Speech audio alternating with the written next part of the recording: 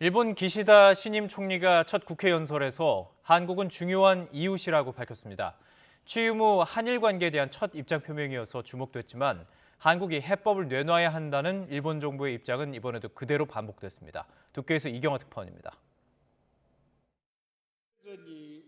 25분에 걸쳐 이루어진 기시다 일본 총리의 첫 국회 연설.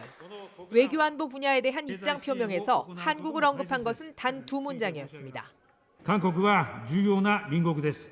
健全な関係に戻すためにも、我が国の一貫した立場に基づき、韓国側に適切な対応を強く求めていきます。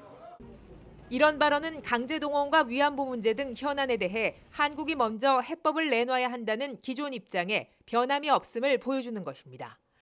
주요국 가운데 한국은 미국과 북한, 중국, 러시아에 이어 가장 마지막에 언급됐습니다.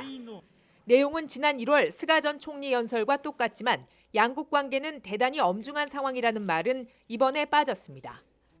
북한에 대해서는 최근 탄도미사일 발사를 염두에 둔 듯 핵과 미사일 개발은 결코 용인할 수 없다고 강하게 밝혔습니다.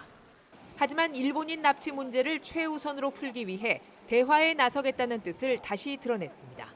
すべての拉致被害者の一日も早い帰国を実現するべく全力で取り組みます。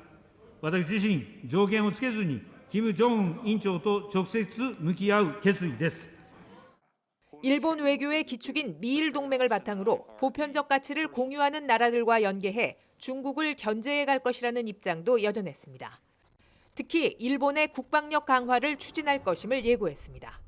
ミサイル防衛能力など防衛力の強化、経済安全保障など新しい時代の課題に果敢に取り組んでいきます。